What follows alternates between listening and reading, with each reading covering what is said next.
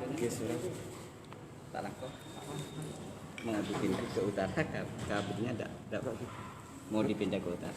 Geser.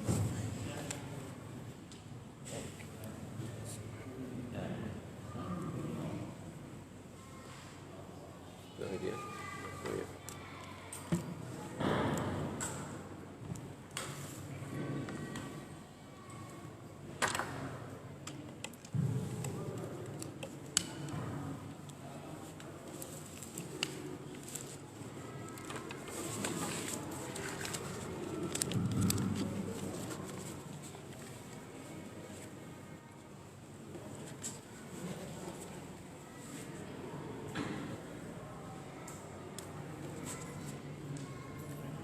Assalamualaikum warahmatullahi wabarakatuh. Bismillahirrahmanirrahim. Alhamdulillahi rabbil alamin. Nahmaduhu wa nasta'inuhu wa nastaghfiruh. Wa na'udzu billahi min shururi anfusina wa min sayyiati a'malina. Man yahdihillahu fala mudilla lahu ومن يضلل فلا هادي له وأشهد أن لا إله إلا الله وحده لا شريك له وأشهد أن محمدا عبده ورسوله اللهم صل وسلم وبارك على نبينا محمد وعلى آله وأصحابه ومن تبعهم بإحسان إلى يوم الدين أما بعد إخواني وأخواتي في الدين rahimani wa rahimakumullah, jamaah pengajian yang dirahmati Allah Subhanahu wa taala. Kembali kita bersyukur kehadirat Allah Subhanahu wa taala atas segala kenikmatan yang Allah berikan kepada kita sekalian. Setelah beberapa waktu kita istirahat karena adanya wabah, mudah-mudahan kita terus diberi kesehatan oleh Allah Subhanahu wa taala sehingga kita bisa melaksanakan ibadah-ibadah dengan sempurna. Kemudian salawat dan salam kita haturkan kepada junjungan kita Nabi Muhammad sallallahu alaihi wasallam beserta keluarga dan sahabat-sahabatnya dan orang-orang yang senantiasa mengikuti jejak langkahnya sampai akhir hayat kelak. Jemaah pengajian yang dirahmati Allah Subhanahu wa taala, tema yang kita angkat pada malam hari ini yaitu kewajiban bagi kita sebagai muslim untuk senantiasa berpegang teguh dengan sunnah Rasulullah sallallahu alaihi wasallam, yakni berpegang teguh dengan Al-Quran dan As-Sunnah, karena sudah barang tentu dulu semua amalan-amalan keagamaan, amalan ketaatan yang kita lakukan apabila menyimpang daripada sunnah Rasulullah SAW, maka amalan itu menjadi amalan yang tidak diterima.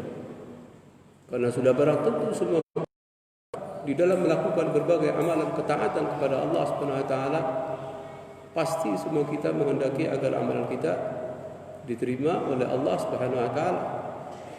Maka syaratnya apa?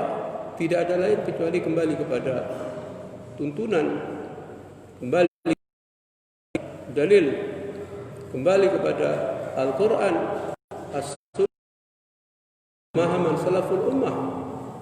Makanya Allah SWT menyatakan dalam Al-Quran, "Wa ma atakumur rasul fakhudhuhu wa ma nahakum anhu fantahu."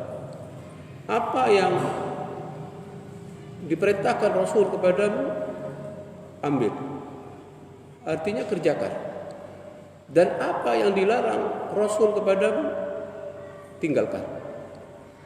Dengan begitu kita sudah berpegang teguh dengan sunnah.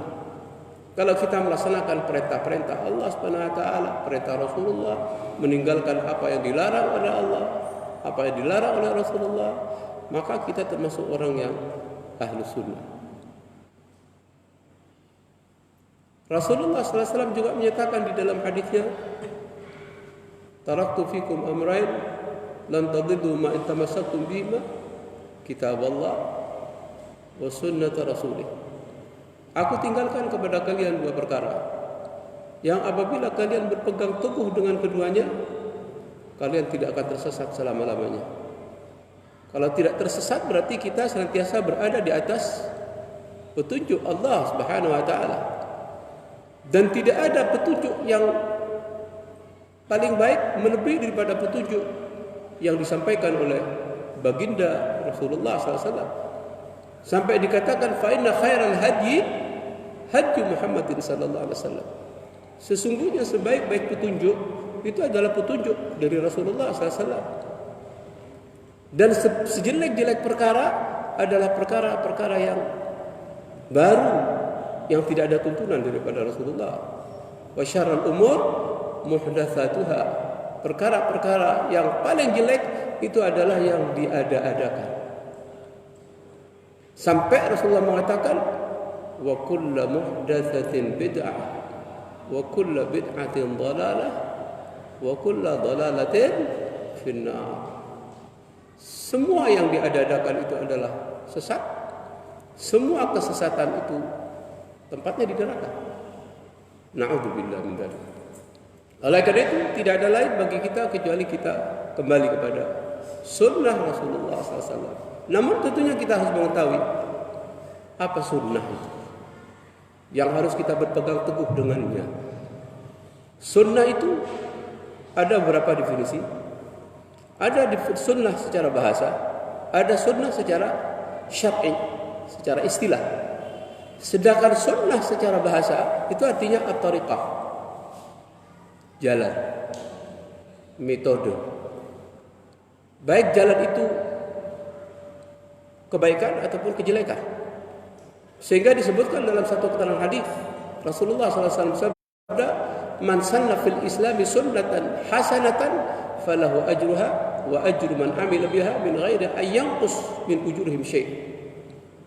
Kata Rasulullah SAW, barang siapa yang melakukan sesuatu yang baik dalam Islam, maka dia akan mendapatkan pahalanya dan pahala orang yang mengikutinya, tidak dikurangi sedikit pun. Begitu juga sebaliknya, wa man sanna fil Islami sunnatan sayyi'ah, dan barang siapa di dalam Islam melakukan sesuatu yang jelek, dia akan mendapatkan dosanya dan dosa orang yang mengikutinya tidak dikurangi sedikit pun dari dosa itu. Berarti secara bahasa sunnah itu adalah jalan, metode. Itu secara bahasa, secara lughawi. Secara istilah, ada istilah yang dikeluarkan oleh ulama ahli hadis, di mana yang disebutkan dengan sunnah itu adalah ma'atharan Nabi sallallahu alaihi wasallam min qaulin aw fi'lin aw taqririn aw sifatin khilqiyah wal khuluqiyah. Disebutkan bahwa sunnah itu adalah apa yang berasal dari Nabi sallallahu alaihi wasallam. Baik itu menyangkut masalah ucapan, perbuatan, takrir, ataupun persetujuan Nabi yang dilakukan oleh seorang sahabat. Seorang sahabat melakukan sesuatu kemudian disetujui oleh Nabi, tidak ditegur oleh Nabi. Itu namanya takrir. Dan itu masuk kepada bagian daripada sunnah. Jadi semua yang berasal dari Nabi, baik itu ucapan, perbuatan, atau perbuatan sahabat yang disetujui oleh Nabi sallallahu alaihi wasallam, atau termasuk sifat khilqiyah al-khuluqiyah, akhlak, muamalah, semua apa yang dilakukan oleh Nabi itu masuk kepada pengertian sunnah dalam pandangan dari ulama hadis. Kemudian istilah sunnah menurut ulama ahli usul dikatakan wa 'inda al-usuliyyin ma ja'a manqulan an nabi sallallahu alaihi wasallam. Menurut ulama ahli usul, yang dimaksud sunnah adalah segala sesuatu yang disandarkan kepada Nabi sallallahu alaihi wasallam yang bukan daripada Al-Qur'an. Kemudian yang ketiga, menurut ulama ahli fikih, sunnah itu adalah perkara yang tidak wajib.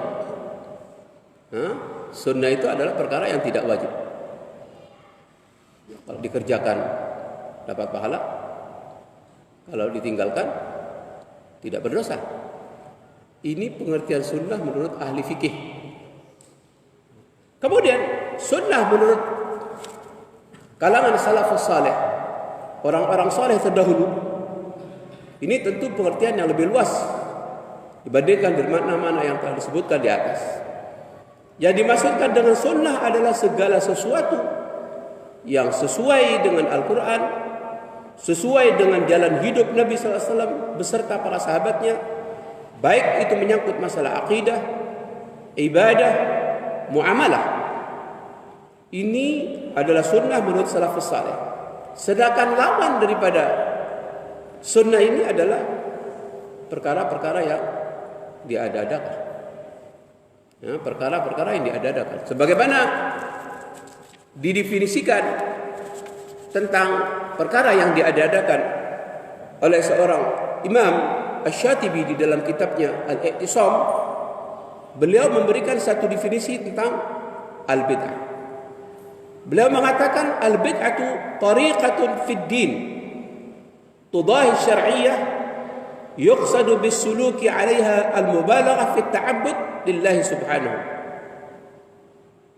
Bid'ah menurut al-Imam Asy-Syatibi di dalam kitab Al-I'tisam, beliau mengatakan bahwa bid'ah itu adalah cara baru dalam agama yang dibuat menyerupai syariat. Cara baru dalam agama yang dibuat menyerupai syariat dengan maksud al-mubalaghah, berlebih-lebihan dalam beribadah kepada Allah Subhanahu wa taala. Nah, al-mubalaghah itu artinya berlebih-lebihan di dalam melaksanakan ibadah kepada Allah Subhanahu wa taala, dan cara itu tidak ada dan tidak pernah dicontohkan oleh Rasulullah sallallahu alaihi wasallam. Niatnya bagus, akan tapi tidak ada tuntunan daripada Rasulullah sallallahu alaihi wasallam. Kita lihat di dalam satu keterangan hadis di mana Rasulullah sallallahu alaihi wasallam di dalam satu riwayat bersumber daripada sahabat Anas bin Malik radhiyallahu anhu. Beliau mengatakan bahwa ada 3 orang sahabat dari kalangan sahabat Rasulullah SAW, di mana mereka datang ke rumah sebagian istri dari Nabi Sallallahu Alaihi Wasallam. Tujuannya apa? 3 orang sahabat itu mereka ingin tanya tentang bagaimana ibadah Nabi yang dikerjakan di rumah.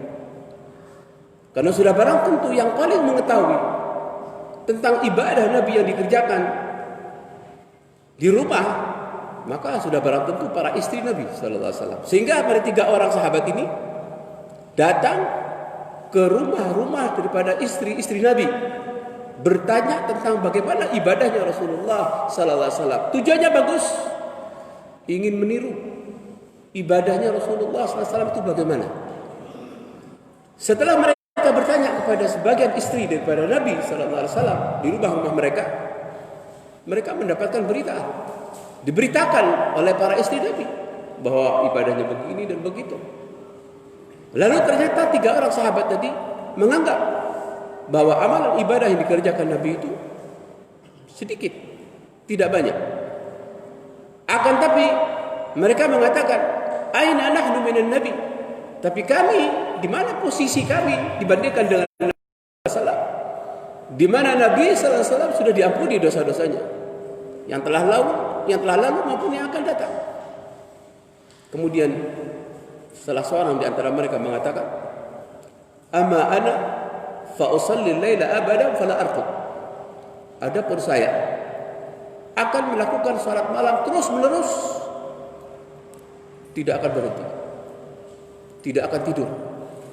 Artinya semalaman dia akan melakukan salat malam, tidak akan istirahat, tidak akan tidur. Ini bersemangat betul di dalam meningkatkan amalan ibadah. Kemudian waqala al-akhar, yang lainnya mengatakan, wa amma ana asumud dahr abada wala uftir. Adapun saya akan berpuasa terus dan tidak akan berbuka. Nah, ini ibadah yang luar biasa. Yang pertama, melakukan salat malam. Kita tahu salat malam itu adalah merupakan salat yang paling utama setelah salat wajib. Sehingga sahabat ini karena ingin meningkatkan amalan ibadahnya, dia ingin melakukan salat malam setiap malam, tidak akan tidur. Yang satunya ingin berpuasa terus, tidak akan berbuka.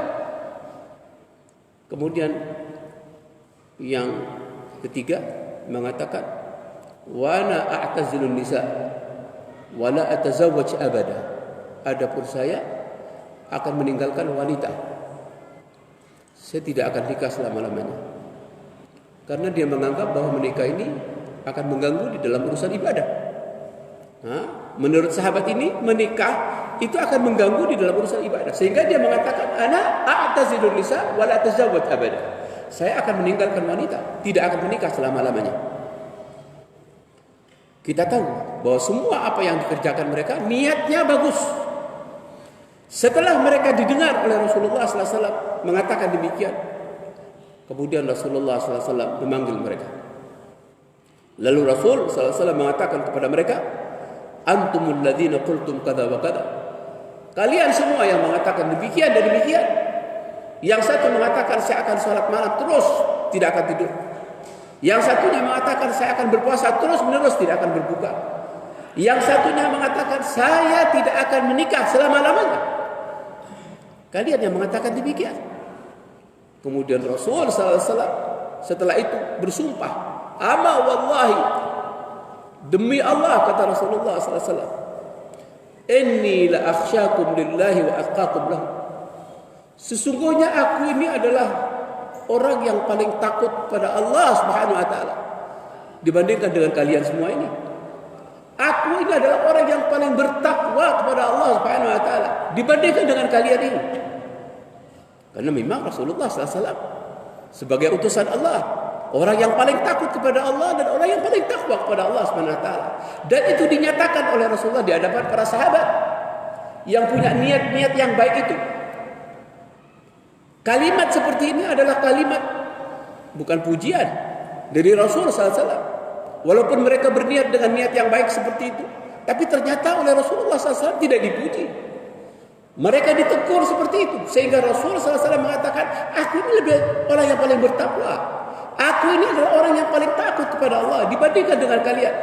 Akan tetapi, kata Rasulullah SAW, walakinni asumu wa uftir. Saya berpuasa, tapi saya juga berbuka. Saya sholat malam, tapi saya istirahat. Dan saya menikahi para wanita. Ana atazawwajun nisa. Saya menikahi para wanita. Jadi dari semua apa yang diinginkan oleh para sahabat tadi, ternyata bertentangan dengan apa yang dikerjakan oleh Rasulullah SAW. Walaupun pada asalnya amalan ibadah sholat malam ini amalan utama, berpuasa ini amalan utama, tapi ternyata Rasul SAW setelah mendengar keinginan mereka seperti itu tidak dipuji oleh Rasulullah SAW, tidak mendapatkan pujian daripada Rasulullah karena mereka ingin melaksanakan ibadah seperti itu. Rasul menegur mereka. Kenapa kok ditegur oleh Rasulullah SAW? Padahal mereka ingin melakukan sholat malam, mereka ingin berpuasa.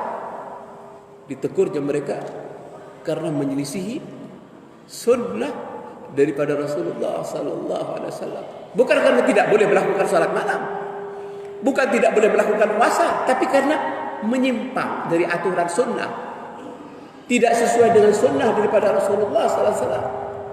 Kemudian Rasul SAW setelah menegur mereka, dan mereka tidak mendapatkan pujian daripada Rasulullah SAW, tapi ternyata mendapatkan teguran oleh Rasulullah SAW. Lalu Rasul SAW menutup hadisnya dengan faman raghiba an sunnati falaysa minni. Barang siapa yang tidak suka dengan sunnahku, maka dia tidak termasuk golongan. Jamaah sekalian yang dirahmati Allah Subhanahu wa taala, dari apa yang disampaikan hadis ini ada beberapa faedah yang bisa diambil sebagaimana disebutkan oleh Syekh Salim Eid Al-Hilali. Yang pertama, istihbabu tatabbu' ahwal ulama. Disunnahkan untuk mencari informasi untuk kita melakukan amalan-amalan kebaikan. Karena para sahabat itu mencari informasi untuk melakukan ibadah. Hanya saja salah jalan, tapi niatnya kebaikan, mencari informasi untuk melakukan ibadah. Sehingga kita ini untuk meningkatkan amalan ibadah disunnahkan untuk mencari informasi bagaimana kita melakukan amalan ibadah. Kalau kita tidak mendapatkan informasi dari laki-laki, boleh dari perempuan. Sebagaimana para sahabat datang ke rumah istri Rasul SAW bertanya tentang ibadahnya Rasulullah SAW. Itu yang pertama. Kemudian yang kedua, iqtisadun fi sunnatin khairan fi bid'atin.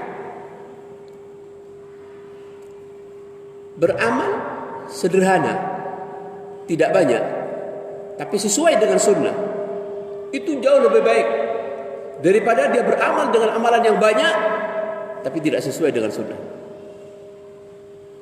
Ternyata mereka dari kalangan para sahabat tadi keinginannya yang luar biasa, tapi ditegur oleh Rasulullah SAW. Ini menunjukkan bahwa amalan yang sederhana tapi sesuai dengan tuntunan yang diajarkan oleh Rasul SAW itu lebih baik daripada amalan itu banyak tapi tidak sesuai. Karena yang dinilai oleh Allah Subhanahu wa taala bukan apa? Bukan banyaknya amal.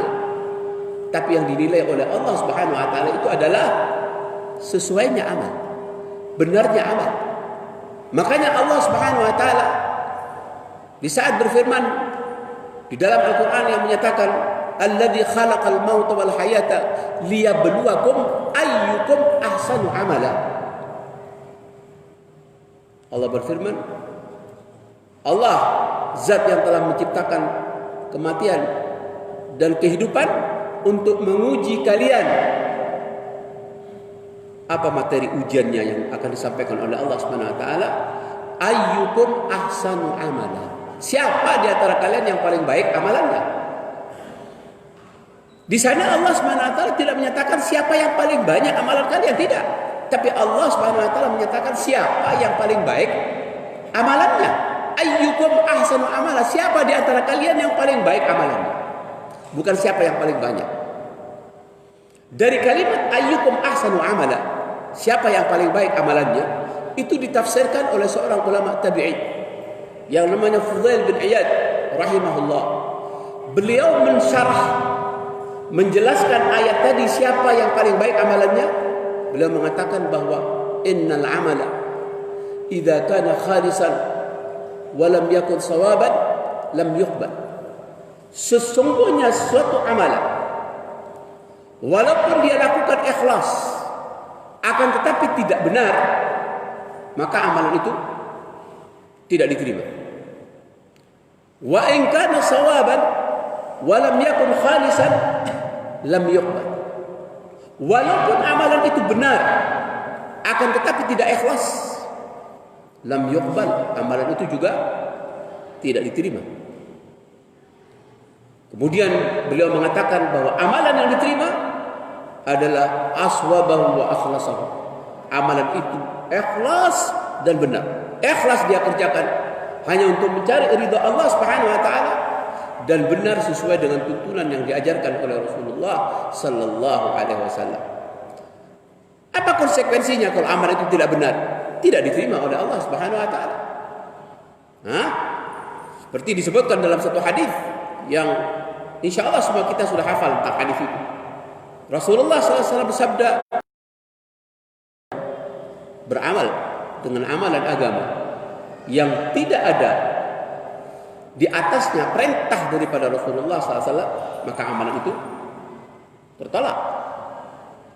Amalan itu tidak diterima. Man amila amalan laisa alaihi amruna fahuwa raddun. Ini syarat benarnya amal. Sedangkan syarat ikhlasnya amal disebutkan dalam hadis innamal a'mal binniyat. Sesungguhnya amalan itu tergantung kepada niatnya. Ini dalil tentang keikhlasan.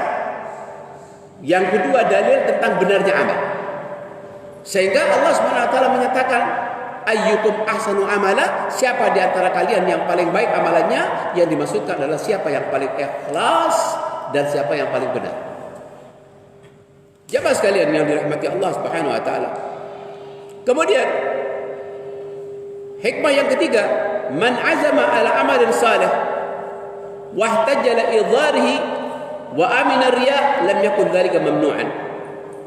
Barang siapa yang berkeinginan untuk melakukan amalan yang saleh dan dia ingin memperlihatkan amalan itu tapi aman daripada riya, maka hal itu tidak dilarang. Kita melakukan amalan soleh dan kita ingin memperlihatkan amalan itu, karena dia mengatakan saya ingin saya ingin sholat malam, saya ingin berpuasa. Ini amalan yang diberitakan. Tapi kalau sekiranya aman di dalam hati, tidak ada riya, maka itu dibenarkan. Tapi kalau kita khawatir jangan-jangan masuk riya di dalam hati, maka tidak usah diberitakan. Mereka semuanya menceritakan tentang amalan soleh yang akan mereka lakukan. Saya ingin melakukan salat malam terus menerus, saya ingin berpuasa terus menerus. Ini amalan soleh, diberitakan. Tapi kalau aman dari riya, maka itu boleh, dibolehkan. Kemudian berikutnya, hirsu ashabin nabi ala izdiyadi minal ibadati wa ta'at.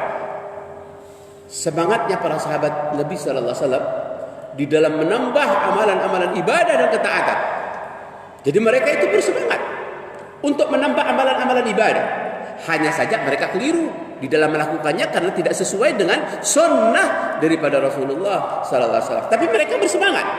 Mereka bersemangat. Sehingga perlu kita contoh semangat dari kalangan para sahabat untuk menambah amalan-amalan ibadah, namun tentunya harus sesuai dengan tuntunan yang diajarkan oleh Rasulullah sallallahu alaihi wasallam. Kemudian di situ disebutkan dilarangnya berpuasa sepanjang zaman, juga dilarangnya untuk bangun malam terus melakukan salat malam tanpa istirahat.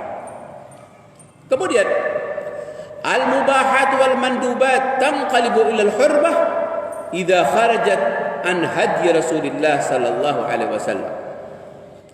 Hal-hal yang bersifat mubah, hal-hal yang bersifat dianjurkan atau sunnah, dia akan berubah menjadi haram apabila menyimpang daripada petunjuk daripada Rasulullah SAW.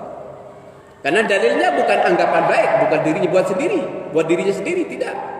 Tapi harus betul-betul berdasarkan kepada tuntunan. Sehingga Al-Imam Malik rahimahullah mengatakan, man istahsana bid'atan faqad za'ama anna Muhammadan qad khana risalah. Barang siapa yang menganggap amalan bid'ah itu adalah sesuatu yang baik, barang siapa yang menganggap amalan yang diada-adakan tidak ada tuntunan daripada Rasulullah, tapi dia menganggap sesuatu yang baik, maka dia telah berkhianat daripada Rasulullah SAW. Seolah-olah Rasulullah SAW tidak menjelaskan semua daripada apa yang disyariatkan. Seolah-olah seperti itu. Maka daripada itu Imam Malik mengatakan, barang siapa yang menganggap baik amalan yang diada-adakan, dia menuduh Rasulullah SAW telah menyembunyikan daripada apa yang seharusnya disampaikan kepada umatnya. Padahal dari semua apa yang disampaikan Rasul sudah lengkap. Makanya ditutup di dalam Al-Quran, al-yawma akmaltu lakum dinakum. Pada hari ini telah aku sempurnakan bagi kalian semua agama kalian. Tidak ada yang disembunyikan. Tapi orang yang masih menambah-nambah, ada tuduhan di situ. Ada tuduhan bahwa Rasul masih ada hal-hal yang disembunyikan oleh Rasulullah daripada perkara-perkara agama. Kata Al-Imam Asy-Syafi'i rahimahullah, beliau mengatakan, wa man istahsana faqad syara'a. Barang siapa yang menganggap amalan yang diada-adakan itu adalah sebagai sesuatu yang baik, sungguh dia telah membuat syariat yang baru. Ini yang dikatakan oleh Al-Imam Asy-Syafi'i rahimahullah. Barang siapa yang menganggap sesuatu yang diadakan, sesuatu yang baru, dia anggap sebagai suatu kebaikan, berarti dia telah membuat syariat yang baru. Padahal syariat itu sudah lengkap. Kemudian dia tambah-tambah. Dia tidak mengikuti sesuai dengan sunnah daripada Rasulullah SAW. Kemudian murid Imam Syafi'i juga mengatakan, wa man syar'a faqad kafar. Barang siapa yang membuat syariat yang baru, dia menganggap syariat agama itu belum lengkap sehingga dibuat-buat dengan syariat yang baru, sungguh dia telah kufur.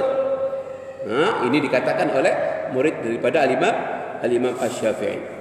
Makanya Ali bin Abi Thalib radhiyallahu anhu, beliau mengatakan bahwa setiap perkara-perkara yang baru itu adalah sesat, walaupun dia menganggapnya sebagai suatu kebaikan. Beliau mengatakan kullu bid'atin dhalalah wa in ra'aha an-nasu hasanatan.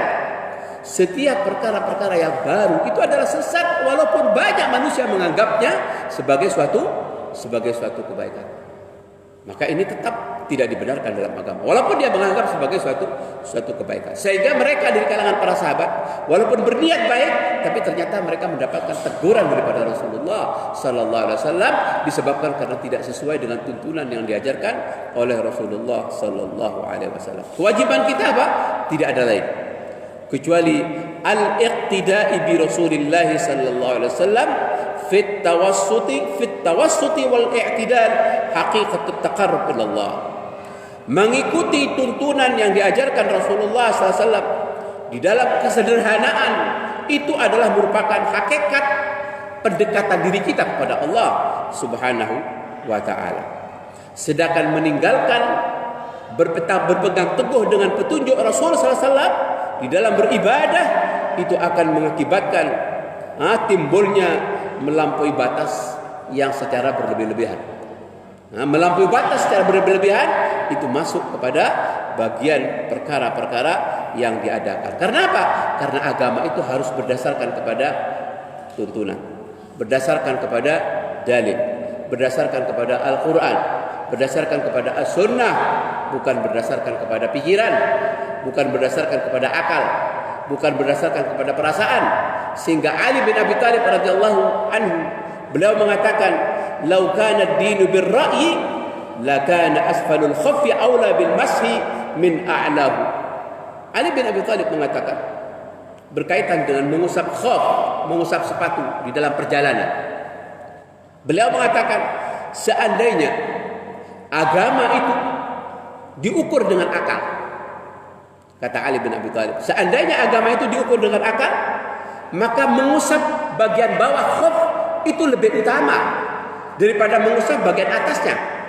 Tapi kata Ali bin Abi Thalib, ra'aitu Rasulullah sallallahu alaihi wasallam yamsahu ala dhahir khaffaihi. Saya pernah melihat Rasulullah sallallahu alaihi wasallam mengusap khaf itu bagian atasnya, bukan bagian bawahnya. Tapi kalau diukur secara akal, khaf itu di dalam perjalanan yang diusap bukan atasnya tapi bawahnya. Itu kalau diukur dengan akal. Tapi sunnahnya apa? Mengusap khaf itu di atas apa di bawah?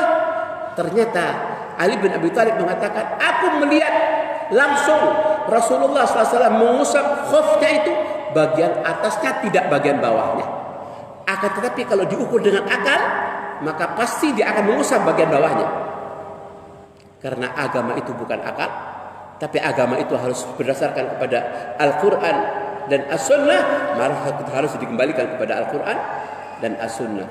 Baru dikatakan sebagai suatu amalan yang benar sesuai dengan sunnah Rasulullah sallallahu alaihi wasallam. Oleh karena itu, al-aslu fil ibadati at-tauqif.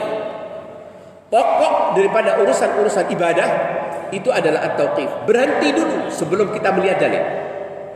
Sebelum kita melihat apa ada dalilnya. Ada Al-Qur'annya, ada sunnahnya, ada hadisnya. Baru setelah ada di situ kita kerjakan. Tidak ada kita tinggalkan.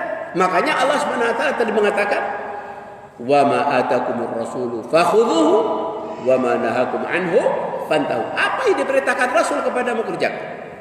Apa yang dilarang tinggalkan. Ini kalau kita bersikap dengan demikian, berarti kita telah berpegang teguh dengan sunnah daripada Rasulullah SAW. Sampai di dalam surat An-Nisa, "Atii'ullaha wa ati'ur rasul wa ulil amri minkum fa in tanaza'tum fi syai'in farudduhu ila Allah war rasul in kuntum tu'minuna billahi wal yawmil akhir dzalika khairun wa ahsanu ta'wila." Kata Allah Subhanahu wa taala, kalau kalian berselisih tentang satu perkara, kembalikan perkara itu kepada Allah. Kembalikan kepada Allah, yang dimaksudkan di situ adalah kembalikan kepada Al-Quran. Dan kembalikan kepada Rasul, yang dimaksudkan adalah kembalikan kepada As-Sunnah. Kemudian Allah memberikan penekanan pada ayat berikutnya, in kuntum tu'minuna billahi wal yawmil akhir. Kalau kalian benar-benar beriman kepada Allah Subhanahu wa taala dan beriman dengan hari kemudian. Dzalika khairun wa ahsanu ta'wila. yang dibikin itu lebih utama dan lebih baik akibatnya. Kalau tidak dikembalikan kepada Al-Quran, tidak dikembalikan kepada As-Sunnah, maka pasti dia akan mengembalikan kepada hawa nafsunya. Nah, sehingga dia termasuk orang yang sesat. Allah SWT menyatakan, فَإِنْ لَمْ يَسْتَجِيبُوا لَكَ فَاعْلَمْ أَنَّمَا يَتَّبِعُونَ أَهْوَاءَهُمْ. Wahai Muhammad, kalau mereka tidak menyambut seruanmu, tidak melaksanakan perintah-perintahmu, tidak meninggalkan larangan-laranganmu, fa'lam annahum yattabi'una ahwa'ahum. Sesungguhnya mereka mengikuti hawa nafsu mereka. Wa man adallu mimman ittaba'a hawahu bighairi hudan min Allah. Tidak ada orang yang lebih sesat daripada orang yang mengikuti hawa dengan meninggalkan petunjuk dari Allah Subhanahu wa taala. Oleh karena itu, tentunya kita harus kembali kepada Al-Quran dan As-Sunnah. Wala yajuzul istihad fiha birra'yi wal istihsan. Tidak boleh seseorang itu beristihad dengan menggunakan akalnya dan dia menganggap sesuatu itu adalah merupakan satu kebaikan tanpa adanya dalil daripada Al-Quran dan As-Sunnah. Orang yang menggunakan akalnya berarti dia tidak berpegang teguh dengan Sunnah. Orang yang menganggap baik perkara-perkara yang baru berarti dia tidak berpegang teguh dengan As-Sunnah. Dan orang seperti itu mendapatkan ancaman daripada Allah Subhanahu wa taala. Allah mengancam dengan ancaman yang berat. Disebutkan dalam surat An-Nur. Apa kata Allah Subhanahu wa taala? "Falyahdharil ladzina yukhalifuna an amrihi an tusibahum fitnah aw yusibahum adzabun alim." Kata Allah Subhanahu wa taala di dalam surat An-Nur, hendaknya orang-orang yang menyelisihi daripada sunnah Rasulullah SAW, mereka takut untuk ditimpa fitnah dan mereka takut untuk ditimpa azab yang sangat pedih. Ini Allah Subhanahu wa taala yang menyatakan di dalam Al-Quran sebagai ancaman bagi mereka yang menyelisihi sunnah daripada Rasulullah SAW. Begitu juga di ayat yang lain. Allah Subhanahu wa taala menyatakan, "Wa man yushaqiqir rasula min ba'di ma tabayyana lahul huda wa yattabi' ghaira sabilil mu'minin nuwallihi ma tawalla wa nuslihi jahannam wa sa'at masir." An-Nisa ayat 114. Di sana Allah Subhanahu wa taala berfirman, "Wa man yushaqiqir rasul." Siapa yang menentang Rasulullah sallallahu alaihi wasallam min ba'di ma tabayyana lahul huda, setelah nyata petunjuk yang telah disampaikan oleh Rasul sallallahu alaihi wasallam, wa yattabi' ghaira sabilil mu'minin, akan tetapi dia mengikuti jalannya bukan orang-orang yang beriman, menjadi orang ikut-ikutan. Ini perkara yang dilarang dalam agama. Sebagai orang yang beriman tidak boleh menjadi dia melakukan satu amalan karena ada orang lain melakukan amalan. Dia melakukan satu amalan tertentu karena banyak orang melakukan amalan-amalan itu. Padahal ukuran kebenaran itu bukan karena banyaknya orang melakukan. Sehingga Allah Subhanahu wa taala menyatakan, "Wa in tuti' aktsara man fil ardi yudilluka an sabilillah." Kalau kamu mengikuti kepada kebanyakan orang di permukaan bumi ini, niscaya mereka akan menyesatkan kamu daripada jalan Allah Subhanahu wa taala. Di situ disebutkan kebanyakan orang bukan dalil kebenaran. Walaupun banyak orang itu melakukan, tapi itu bukan dalil tentang kebenaran. Dalil kebenaran itu harus kembali kepada Al-Quran. Dalil kebenaran itu kembali kepada As-Sunnah. Makanya Rasulullah SAW mengatakan, "Alaikum bisunnati wa sunnatil khulafa'ir rasyidin al-mahdiyyin, addu 'alaiha bin nawajid, wa iyyakum wa muhdatsatil umur, fa inna kulla muhdatsatin bid'ah wa kulla bid'atin dhalalah wa kulla dhalalatin finnar." Ini dasar agar kita betul-betul berpegang teguh dengan sunnah Rasulullah SAW. Yang sebelumnya Rasul mengatakan, siapa di antara kalian yang hidup setelah peninggalku nanti, kalian akan menemukan perselisihan yang banyak. Fasayara ikhtilafan katsiran. Kalian akan menemui perselisihan yang banyak. Tapi Rasulullah SAW kemudian tidak berhenti sampai di situ. Rasulullah SAW memberikan solusi bagaimana sikap yang harus kita lakukan di saat kita dihadapkan dengan perselisihan yang banyak. Apa kata Rasulullah SAW? fa'alaikum bisunnati. Di saat kalian dihadapkan dengan perselisihan yang banyak, maka berpegang teguhlah kalian semua dengan sunnahku dan sunnah dari kalangan para khulafa'ir rasyidin yang mereka telah mendapatkan petunjuk daripada Allah Subhanahu wa taala. Abdu 'alaiha bin nawajid. Kemudian setelah itu Rasulullah SAW memberikan penekanan dengan gigit sunnah itu dengan gigi geraham. Setelah itu Rasulullah SAW menyampaikan larangan. Wa iyyakum wa muhdatsatil umur. Jauhilah kalian semua dari perkara-perkara yang baru dalam urusan agama. Karena perkara-perkara yang baru dalam urusan agama itu adalah sesat. Perkara yang sesat itu adalah tempatnya di neraka. Jamaah sekalian dirahmati Allah, mungkin ini yang bisa kami sampaikan. Kemudian nanti bisa dilanjutkan dengan tanya jawab setelah adzan Isya. Wallahu a'lam bishawab.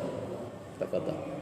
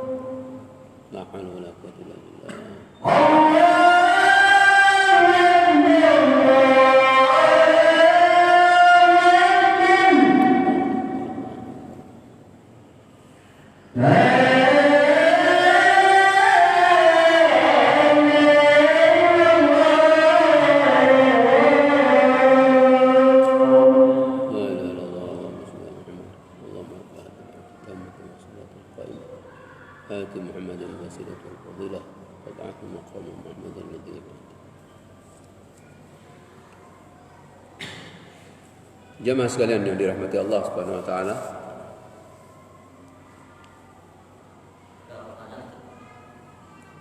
Bagaimana Allah Subhanahu wa taala menyatakan di dalam Al-Qur'an tadi sebagai ancaman daripada orang yang menyelisihi sunnah Rasulullah sallallahu alaihi wasallam. Disebutkan dalam surat An-Nisa ayat 115, Allah berfirman, barang siapa yang menentang Rasul sallallahu alaihi wasallam setelah nyata, setelah jelas petunjuk baginya, dan dia masih mengikuti jalan orang bukan orang yang beriman, ancaman Allah Subhanahu wa taala, nuwallihi ma tawalla, kami akan biarkan dia leluasa terhadap kesesatan itu yang telah dikuasainya itu, dan kami masukkan dia ke dalam jahanam, dan jahanam itu seburuk-buruk tempat kembali. Ini ancaman Allah Subhanahu wa taala kepada orang yang menentang Rasulullah SAW, menyelisihi Rasulullah Sallallahu Alaihi Wasallam, dan dia mengikuti jalannya bukan orang yang beriman. Nah, Ini adalah merupakan ancaman yang sangat berat dan disampaikan oleh Allah Subhanahu wa taala di dalam Al-Qur'an. Oleh karena itu, hendaknya kita senantiasa berpegang teguh dengan sunnah Rasulullah SAW, karena memang itu adalah diperintahkan oleh Allah dalam Al-Quran dan juga diperintahkan oleh Rasulullah SAW di dalam hadisnya. Mungkin ini yang bisa saya sampaikan. Kalau ada hal-hal yang perlu disampaikan, fal yatafaddal. Fadhal. Begini Ustaz, singkat saja. Pertanyaannya mudah-mudahan gampang dijawab. Begini, Rasulullah dulu pada waktu syiar Pada waktu syiar agama dakwah syiar. ya syiar, menurut pengetahuan hemat kami ini Pak, tidak pernah menggunakan pengeras suara karena mungkin pada zaman dulu tidak ada pengeras suara. Terus kemudian adzan pun juga saya memperkirakan seperti itu, mudah-mudahan nggak salah yang saya. Kemudian yang kami tanyakan di sini, kalau itu termasuk perbuatan bid'ah, karena sekarang juga ini terjadi syiar pencerahan Islam, Ustaz sendiri menggunakan pengeras suara, mungkin dulu Rasulullah tidak pernah menggunakan pengeras suara. Apakah itu termasuk perbuatan bid'ah? Mohon penjelasannya. Jazakallah khair. Dulu kalau pakai kendaraan di zaman Rasulullah SAW itu pakai kendaraan unta. Sekarang pakai mobil, pakai pesawat, sepeda motor. Dulu sepeda motor tidak ada. Yang ada unta, kuda. Ya. Apakah kalau kita pakai mobil juga termasuk bid'ah? Ya, bid'ah dalam urusan keduniaan. Mengada-ada, karena dulu sudah ada di zaman Rasulullah SAW. Apakah termasuk ini kesesatan? Jawabannya tidak. Karena yang dimaksudkan dalam bid'ah di dalam hadis itu adalah bid'ah fid din, di dalam urusan agama. Di dalam satu hadis yang diriwayatkan oleh Al-Imam Ahmad, beliau mengatakan, "Makana min amri dinikum fa ilayya." Apa-apa urusan agama kalian, kata Rasulullah SAW, apa-apa urusan agama kalian, fa ilayya, kembalikan kepadaku. Wa ma kana fi amri dunyakum antum a'lamu bihi. Adapun urusan dunia kalian, kalian lebih tahu daripada urusan dunia kalian itu. Jadi yang dimaksudkan dengan kata bid'ah seperti disebutkan di dalam hadis itu adalah fid din, di dalam urusan agama. Tapi urusan keduniaan ini dulu tidak ada. Pesawat tidak ada, ini tidak ada, juga bangunan seperti ini tidak ada. Ini urusan keduniaan. Dan ini tidak termasuk kepada perkara yang dilarang. Karena ini akan menambah kepada kekhusyuan di dalam salat. Ini akan menambah maslahat kemudian didengarkan oleh banyak orang. Ini kemaslahatan dalam urusan keduniaan. Sedangkan kata bid'ah yang disebutkan di dalam hadis itu hanya terbatas dalam urusan din, urusan agama, urusan ibadah. Sehingga Rasulullah SAW menyatakan, apapun urusan agama kalian kembalikan kepadaku, tapi urusan dunia antum lebih tahu tentang urusan dunia kalian. Seperti itu. Makanya kalau ada kata bid'ah di dalam hadis itu menyangkut masalah agama, tidak menyangkut masalah keduniaan. Sehingga Rasulullah SAW menyatakan, barang siapa yang mengamalkan amalan agama yang tidak ada atasnya perintah daripada aku, maka tertolak amalan itu. Man amila amalan, barang siapa yang melakukan amalan, yang dimaksudkan amalan itu adalah agama din, amalan agama, amalan ibadah. Tidak ada atasnya perintah dari aku, kata Rasulullah SAW, maka amalan itu tertolak. Seperti itu. Jadi kata bid'ah bukan urusan keduniaan, tapi itu urusan din dan urusan agama, urusan ibadah. Wallahu a'lam bishawab. Dipersilakan. Fadhil. Assalamualaikum warahmatullahi wabarakatuh. Waalaikumsalam warahmatullahi wabarakatuh. Saya pernah mendengar amalan atau anjuran membaca surat Ad-Duha, surat Surat apa?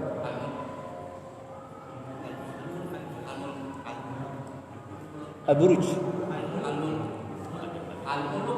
Al-Malak.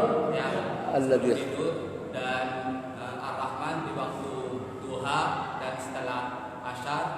Habis itu membaca Ad-Dukhan setelah duhur. Itu ada anjurannya dan amalannya atau manfaatnya apa Ustaz? Itu memang disebutkan di dalam keterangan hadis. Dari semua apa yang disampaikan tadi, termasuk juga membaca surat Al-Kahfi di malam Jumat, di hari Jumat, itu semuanya disunahkan dan disebutkan di dalam hadis-hadis yang sahih. Nah, dari semua apa yang disampaikan tadi itu memang disebutkan, dijelaskan oleh Rasulullah SAW. Jadi kalau memang sudah ada dalam keterangan, maka itu namanya sunnah, tidak termasuk kepada perkara-perkara yang bid'ah. Nah, seperti itu. Jadi kalau jelas ada tuntunannya, maka kita kerjakan. Dan itu termasuk sunnah. Kalau kita kerjakan, kita mendapatkan kebaikan, mendapatkan pahala. Tapi ada urusan-urusan yang lain, seperti surat-surat yang tidak ada tuntunannya, kemudian kita biasa membacanya. Begitu kita membuka Al-Quran, kita buka ayat-ayat tertentu, surat tertentu, sementara tidak ada tuntunan daripada Rasulullah SAW, maka itu masuk kepada perkara-perkara yang diada-adakan. Tapi kalau sudah jelas ada keterangan hadis dan hadisnya sahih, maka tentunya kita bisa mengamalkan dan kita akan mendapatkan kebaikan dan pahala daripada mengamalkan hal seperti itu. Karena memang ada tuntunan daripada hadis Rasulullah Sallallahu Alaihi Wasallam seperti yang disebutkan tadi, Al-Malak, Al-Kahfi dan yang lain sebagainya. Wallahu a'lam bishawab. Ini ada pertanyaan dalam bentuk tulisan.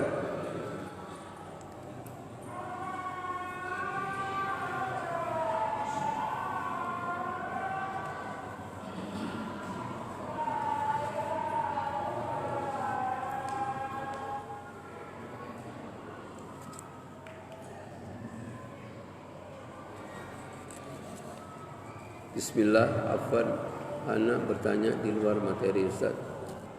Apakah termasuk orang munafik apabila kita memposting suatu di sosial media tentang suatu yang dilarang, tetapi kita masih melakukan larangan, atau kita tetap melakukan dosa tersebut?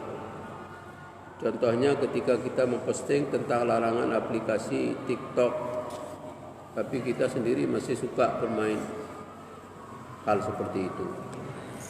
Ya jelas, itu kita masuk kepada menyebarkan sesuatu yang tidak benar. Ya, disebutkan di dalam satu keterangan hadis, "Man da'a ila dhalalah fa 'alaihi wizruha wa wizru man 'amila biha." Barang siapa yang menyebarkan sesuatu yang sifatnya dilarang, maka dia mendapatkan dosa dan dosa orang yang melakukannya. Sebagaimana juga kebalikannya, barang siapa yang mengajak kepada kebaikan, dia mendapatkan pahala dan pahala orang yang melakukan kebaikan itu. Dia mengajak kebaikan, ini sudah pahala. Kemudian kebaikan itu dilakukan oleh orang yang diajak, ini juga pahala. Sebaliknya, orang yang mengajak kepada kejelekan, mengajaknya ini sudah perbuatan dosa. Kemudian kejelekan itu dilakukan oleh orang yang mengetahui kejelekan itu, maka dia akan bertambah dosanya. Oleh karena itu tentunya kita harus bertobat kepada Allah Subhanahu wa taala. Ya, tidak melakukan hal seperti itu. Kalau kita mengetahui bahwa ini adalah perkara yang dilarang, jangan kemudian kita share. Jangan kemudian kita sebarkan. Menyebarkan itu berdosa. Kemudian apabila sesuatu yang dilarang itu dikerjakan oleh orang, maka dia akan bertambah dosanya. Maka sikap kita bagaimana dengan hal seperti ini? Ya harus kembali kepada Allah Subhanahu wa taala, menyesali akan perbuatan dosa yang telah dilakukannya, kemudian dia bertobat kepada Allah Subhanahu wa taala, memohon ampun kepada Allah Subhanahu wa taala, dan tidak mengulangi lagi akan perbuatan hal seperti itu. Insyaallah dengan demikian perbuatan dosa diampuni oleh Allah Subhanahu wa taala. Nah, tapi kalau terus-terus melakukan seperti itu, sementara dia menganggap sebagai orang yang berpegang teguh dengan as-sunnah, tapi masih melakukan hal yang dilarang dalam agama, maka sudah barang tentu dia menipu diri sendiri dan juga menipu orang lain. Ini adalah perbuatan yang dilarang dalam agama. Nah, sikap kita harus kembali kepada Allah Subhanahu wa taala, bertaubat dengan taubatan yang benar, dengan taubat nasuha. Wallahu a'lam bishawab. Fadhal. Assalamualaikum warahmatullahi wabarakatuh. Assalamualaikum warahmatullahi wabarakatuh. Mau bertanya Ustaz. Maaf, dibuka sedikit saya biar jelas. Saya asalnya ada gangguan telinga. Bagaimana cara memperpadukan antara sunnah dengan akhlak Ustaz? Karena kebanyakan dari kita, terutama kalangan pemuda itu Ustaz, setelah mengikuti sunnah banyak yang itu kayak ke tetangga kayak udah risut gitu. Kayak sudah Pak? Risih ke orang tua udah kayak jauh gitu setelah mengenal sunnah. Kayaknya ada yang salah di sunnahnya. Cara memperhatikan akhlak dengan sunnah. Orang yang berpegang teguh dengan sunnah, sudah barang tentu dia akan berakhlak dengan akhlak sebagaimana akhlak Rasulullah SAW yang kita diperintahkan untuk berakhlak demikian itu. Sehingga Rasulullah SAW menyatakan di dalam satu keterangan hadisnya, akmalul mu'minina imanan ahsanuhum khuluqan. Orang yang beriman yang paling sempurna imannya, itu adalah orang yang paling baik akhlaknya. Apalagi akhlak seorang anak kepada kedua orang tua. Kewajiban anak kepada orang tua itu berbakti kepada orang tua. Ya, selama kita diajak kepada kebaikan. Kalau kita diajak kepada kejelekan, bahkan kesyirikan, kita masih tetap diperintahkan untuk memperlakukan orang tua dengan perlakuan yang baik. Sebagaimana Allah berfirman, "Wa in jahadaka litusyrika bima laysa laka bi'ilm, fala tuti'huma wa sahibhuma fid dunya ma'rufa." Ini orang tua yang mengajak kepada anak untuk melakukan kesyirikan. Kata Allah Subhanahu wa taala, apabila kedua orang tuamu mengajakmu kepada kesyirikan, fala tuti'huma, jangan kamu taati kedua orang tuamu itu. Akan tetapi kata Allah Subhanahu wa taala, wa sahibhuma fid dunya ma'rufa. Tapi perlakukan keduanya itu dengan perlakuan yang baik. Perintahnya jangan diikuti karena bertentangan dengan perintah Allah Subhanahu wa taala dan rasulnya. Rasul menyatakan la ta'ata li makhluqin fi ma'siyatil khaliq. Tidak ada ketaatan terhadap siapapun di dalam memaksiati Allah Subhanahu wa taala. Kalau ada umpamanya orang tua mengajak kepada kejelekan, kita tidak boleh mengikuti. Tapi kita harus berbakti kepada orang tua dalam arti mempergauli orang tua tetap dengan pergaulan yang baik. Karena di situ diperintahkan oleh Allah wa sahibhuma fid dunya ma'rufa. Tapi tetap pergauli keduanya itu dengan pergaulan yang baik. Tapi ajakannya kepada kejelekan tidak boleh diikuti. Fala tuti'huma, jangan taati keduanya. Di mana keduanya mengajak kamu kepada kesyirikan, jangan kamu taati, tapi tetap pergauli mereka dengan pergaulan yang baik. Ini akhlak. Ini akhlak. Apalagi orang tua tidak merintahkan kita kepada kemaksiatan. Bagaimana kemudian kita mengaku sebagai orang yang berada di atas sunnah kalau kita durhaka kepada orang tua? Ini namanya bukan orang yang ahli sunnah. Orang yang betul-betul berpegang dengan sunnah pasti dia akan menjadi orang atau anak yang berbakti kepada orang tua, menunjukkan kebaktiannya dia kepada orang tua. Dan ini perintah Allah Subhanahu wa taala. Wa qadha rabbuka alla ta'budu illa iyyahu wa bil walidayni ihsana. Allah merintahkan kita agar kita berbuat baik kepada orang tua. Tidak boleh membantah. Wa sahibhuma fid dunya ma'rufa wa qul lahumā qawlan karīmā. Berkata-katalah kepada kedua orang tua dengan perkataan yang mulia. Yang sebelumnya Allah perintahkan wahfid lahuma janaha dzulli minar rahmah. Wahfid lahuma, tunduklah kalian sebagai ketundukan kesayangan kepada kedua orang tuamu dan berkata-katalah kepada keduanya dengan perkataan yang mulia. Ini perintah Allah Subhanahu wa taala yang ditujukan kepada anak, apalagi anak ini sudah biasa mengikuti sunnah, mengikuti pengajian-pengajian sunnah. wajib dia untuk berbakti kepada kedua orang tua. Tidak boleh kemudian dia menjadi anak yang durhaka kepada kedua orang tua.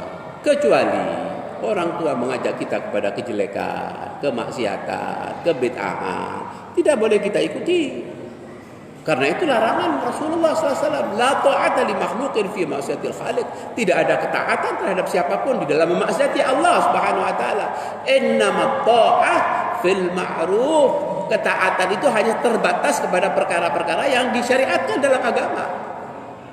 Kalau bertentangan dengan agama kita tidak boleh mentaatinya. Tapi wajib sebagai seorang anak mempergauli orang tua dengan pergaulan yang baik.